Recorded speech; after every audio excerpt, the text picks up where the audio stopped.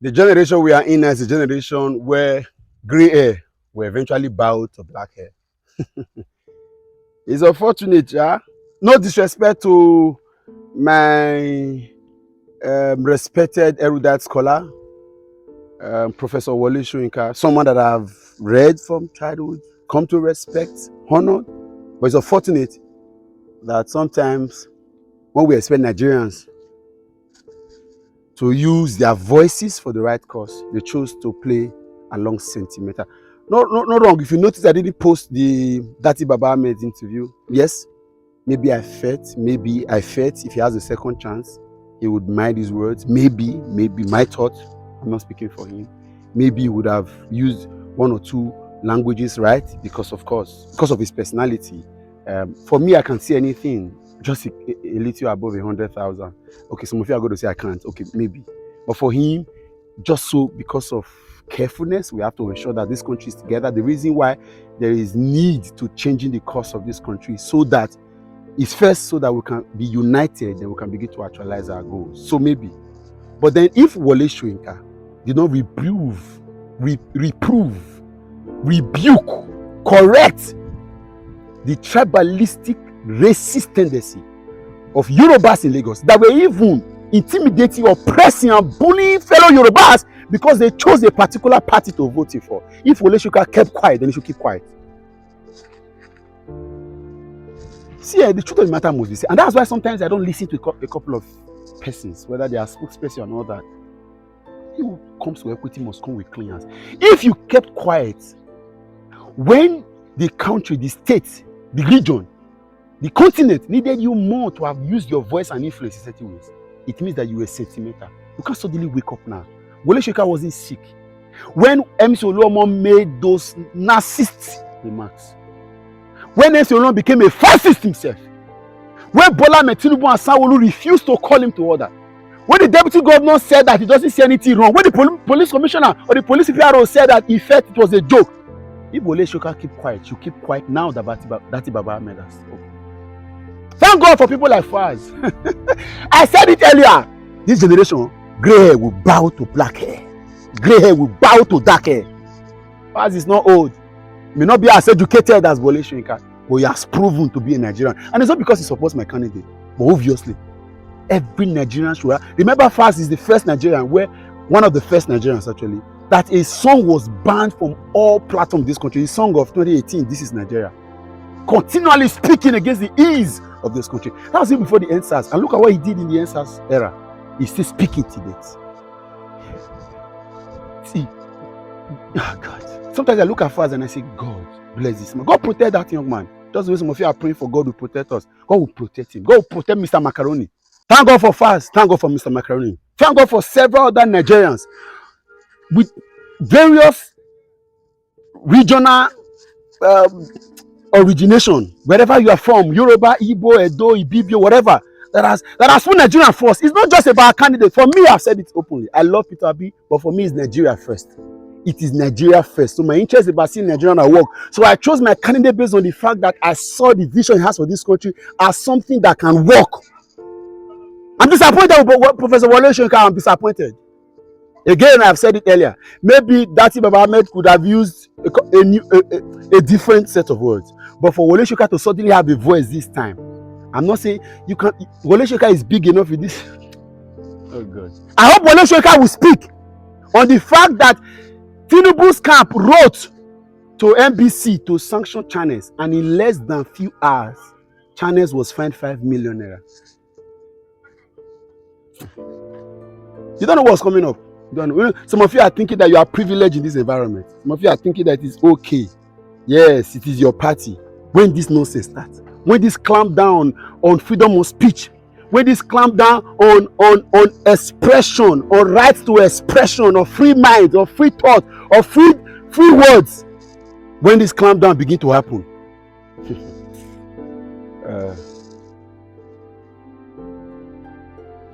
painful though.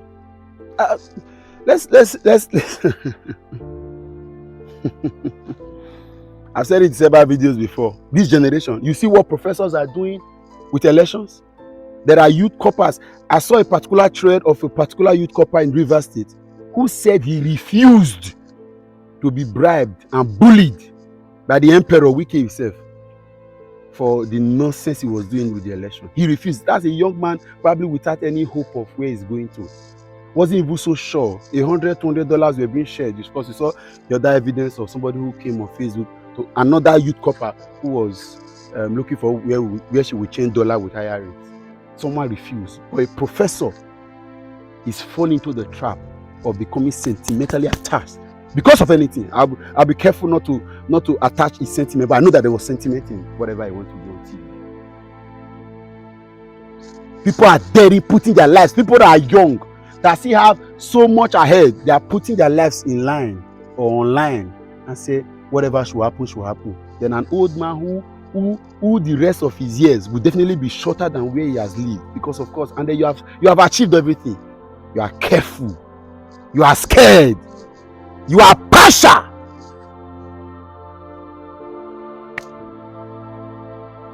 Fascist indeed.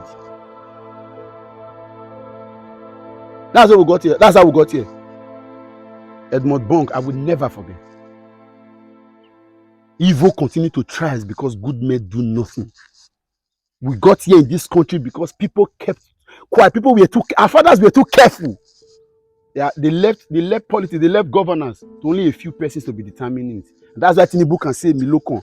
Because when all of you, when the generation that came before you left it for a few of us, we made mathematical arrangements. Suddenly you have woken up. You cannot wake up now. You will wake up after I have led. That's why he forced his way.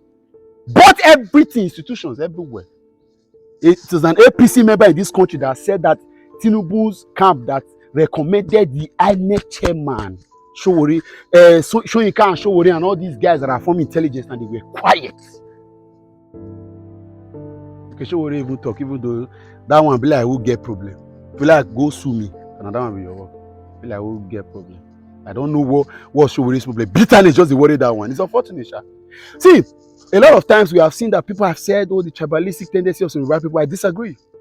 You see, the 100 tribal tendency of certain people in Yoruba clan, what Falz and Macaroni has done independently, right, has shown that we can forgive the Yoruba land. These people are not tribalistic because the battle, the risk. Falz is even a man whose family is even household. There are some people that should be even benefiting from certain largesse when he says Yoruba local, but he said no. He has chosen to expressing his bitterness and anger against this system that kills dreams, system that kills ambition, system that buries and deflates intentions and even glorious futures. You destroyed my great grandfather's era. You destroyed my grandfather's generation. You destroyed my father. You want to destroy my? God forbid. I don't know. I may not benefit this, but my children will. This country will work for them. Campaign for whoever I want to campaign for, but put Nigeria first. Again, I will choose Falz and Macaroni's intelligence. Charlie, when it comes to nation building, of more greater importance than Professor Wole. I rest my case. Excuse me. As you said, pretty much just an account of events as they've transpired in the last couple of months. With the entire episode, with the elections and everything as they've played out. That's pretty much what it is. It's self-explanatory. If you listen to the record, you follow the story from beginning to end. Even if you weren't present when all these things were happening, you'll be able to, just by listening and watching this video, to have a clear or a brief summary of events as they transpired. And that's what we're trying to achieve with the record. And to say the least, the rules and regulations that were supposed to guide these elections were not applied, quite simply. The INEC chairman himself, prior to the elections, had come out and released these regulations and said, this is the way we are going to run these elections. And then by the time that these elections were then happening, suddenly, we're seeing this process that is so not transparent and exactly the opposite of what you said it was going to be. And of course people are going to raise eyebrows. Of course everyone is going to be like, what is going on? So that was pretty much how it happened, and it was clear from all that there was some foul play involved.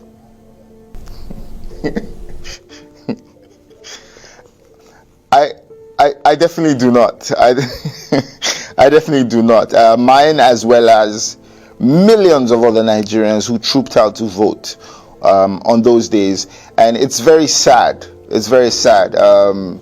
It's very terrible to see that everyone is being subjected to this, and it's some level of torture, if you like, because you're almost toying with our feelings and with our future, and this is no joke in any way. And this man, like you said, during all these events and all these pre-election events, had come and said, look, I assure you this is going to happen and it's going to be free and fair, and everyone had so much faith going into these elections, and it was deeply disappointing the way everything turned out. Yes, definitely. And I think we can see that there's been a bit of a trajectory. There's been something brewing just within the polity, especially among the young people. And, as we know, as statistics tell us, the young people make the bulk of our population. And that has come to show, in just the way that things have played out. And leading up to these elections, everyone could see that there was a momentum. There was a momentum that was brewing. And it wasn't really revolving around any particular personality in particular. It was more about, look, we're going into this process again, and what we would like to achieve is being able to choose this time around. What has happened over time, and this entire thing that's happening now is not new to us.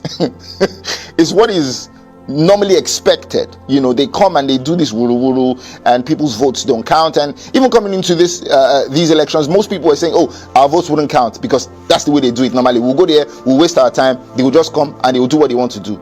So everyone was feeling hopeful that this time around it wouldn't be business as usual.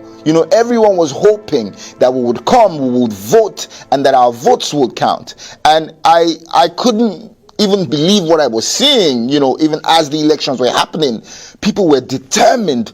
It was raining cats and dogs. People stood in the rain. It was the sun was a furnace, earlier in the day. People stood and people made sure that they voted, because everyone wanted to see something different this time around. And like I said earlier on, it was just deeply disappointing, very heartbreaking, terribly heartbreaking to say the least, the way everything played out.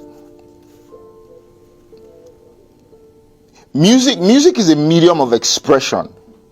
It's an expression of rage. It's an expression of frustration. It's an expression of anger. It's fury.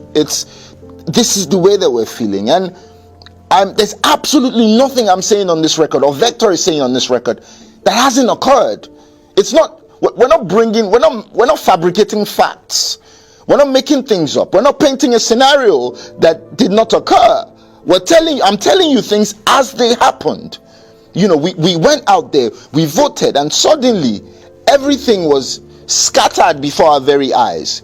And absolutely nothing was done about that. And even upon all the numerous cases of violence that we witnessed, upon all the very shoddy and shabby looking manipulated results that we saw with our very eyes, the INEC chairman still went on to declare a winner.